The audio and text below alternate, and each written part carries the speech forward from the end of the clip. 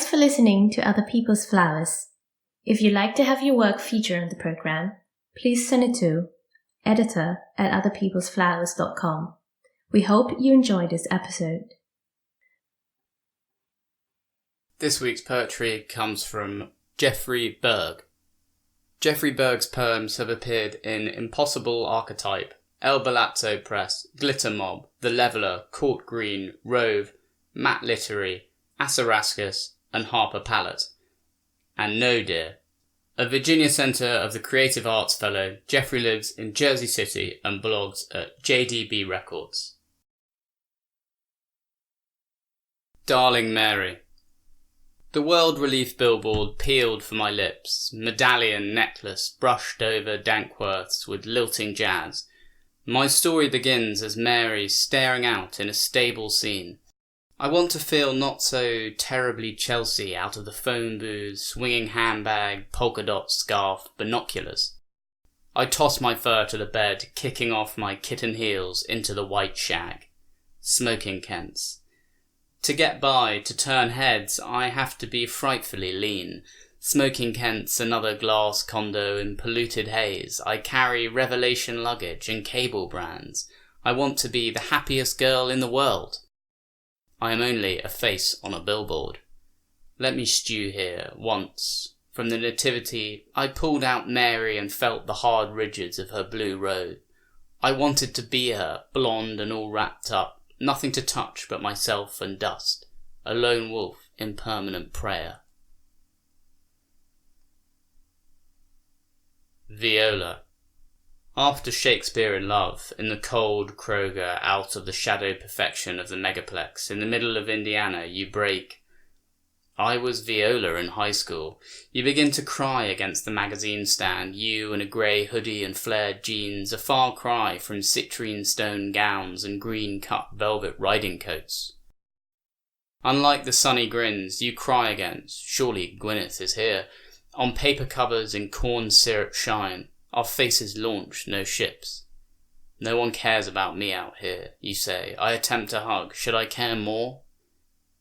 16 years after this night in Kroger, 412 years after Twelfth Night, I watch your audition to be a host on QVC.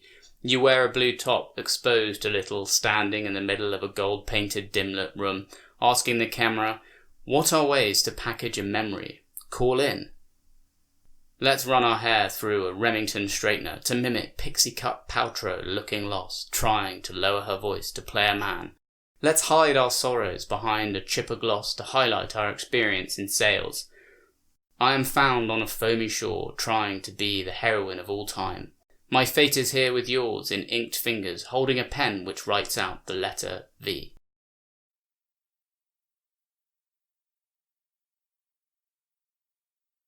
Asparagus. Candy red apple heels, blonde hair pulled back. I pull on the asparagus and wrap my lips around its purple bloom. I leave him to sleep in his maroon leather lazy boy. The bunny-eared TV lit with grinning Republicans. I clip-clock out the dollhouse into the night of polymer snow, and I sneak into a theatre where, in the dim light, I make out that the spectators are made of clay. I shake the plastic flurries off my black fur and watch the screen. A clown smears his makeup with his tears, his voice creams with agony. He stabs a man, and then his woman. The clay people rise out their seats with scowling faces. I leave to find in an alley a discarded box, the size of a coffin, with a picture of a robot made on it. I take my heels and I slide inside to wrap myself in my fur and the bubbled plastic. 2001. We held hands, I with my boyfriend at the time, and we leapt from couch to floor into the year. I am now startled at myself smoking in a halter top. Once you see a person you used to be that you no longer know, you can say to yourself, I am old. Ads for Windows, Buick and AOL, a stream of things, confetti over teens in heels and gold. No phones to look down at, just one another's eyes, cone hats and pedal pushers staggering in platforms and wooing out to 98 degrees. I wouldn't say I am remembering much glee, just naivety. Pickfair. Like the dreams of Fontaine and Rebecca, up the brick drive, doors of high-gloss red, the hide of a zebra, up past the portrait of myself lit up by candelabras, up the cream-carpeted stairs, a hushed cocoon where I sit in my yellow silk armchair. I am in moonlight, raising the Dickens. I am in a walk in the woods, black heels clicking upon rock. I stop before a stream, and suddenly Fairbanks lifts me, carries me across. I am in a flowered hat, aglow in the Belasco. I hold the crowd in the palm of the end of my mind. I temper the gestures of the 5-cent picture gutter players, playing it light with a side-eye glance, an unexpected laugh up at the sky. My clothing light, not like Midwest locomotives or mother's sewing machine hammering in moonlight. I wrap my body in a white glittered cape for the bulbs. Beverly Hills, how can you be so cheery, auctioning my mountain of loss? They paint me in profile, a yellow bird on my fingertips, a spitfire of cascading curls in a tattered rag dress. I kick a hat in the dust.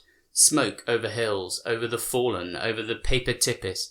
Pianos tremble rag, the hushed cocoon of the Biograph cruise. D.W. Griffith's spittle on the silvered lip of his megaphone. Once I pulled myself back from the top hotel window, transfixed by pavement. Not too long after, the world would begin to leave me behind for sultry silt and sound. For the crowd, I hold up one foot of Chaplin's and Fairbanks holds the other. Artists united. I am easy to be forgotten in overalls with one strap undone. 5 feet tall, a fighting American. I dust off my gloves and carry on. The audience roars. High in Beverly Hills, the 18-acre estate, me and Amelia Earhart out chit-chatting on the lawn. All the little itty-bitties to watch us in the whirring reels. In a rewound shot, I am a daughter kissing myself as a mother. Hear her golden voice reads the marquee, blonde bob, lipsticking and mirror posing, poofed skirt, jewelled clutch dangling. I open a box of flowers from Michael Jeffery, and I clasp my hands and I look up to say, in my cutesy voice of gold, aren't they just adorable? Can one be corroded by alcohol and fear? Shares sold, holed up in Pickfair. This was the face of the most popular woman in the world. Tempting to say, America's sweetheart. Dolls and curls and apples bit into. Termites have infested Pickfair, says Pia Zadora, and the dead. Pia Zadora of When the Rain Begins to Fall. From Voyage of the Rock Aliens. Pia of Butterfly and the Lonely Lady. I am one of the ones from the dead. A lady who can't leave it alone, who drives Pia Zadora to tape an episode of Celebrity Ghost Stories. People in Hollywood holding up poster boards, help us save Pickfair. Not too many people to care in these glossy passing cars of 2012, and maybe it's better to raise it, Zadora then, to keep it as something else. A palladium of your ornaments with the sensibility of the 1980s, the height of your stardom. A decade I just missed, thank God. Sooner or later the rain begins to fall, wind whipping rain, and things begin to disintegrate, and I begin to drink, and why shouldn't I? Sooner or later you can't take it, Zadora. I raise the Dickens, and you raise it, Zadora. Burn it to the ground. Other People's Flowers was produced by Hugo Gibson, Chris Camon-Vutitam, and Hamish Adam Cans. If you'd like to have your work featured on the show, please send it to editor@otherpeoplesflowers.com. Thank you for listening.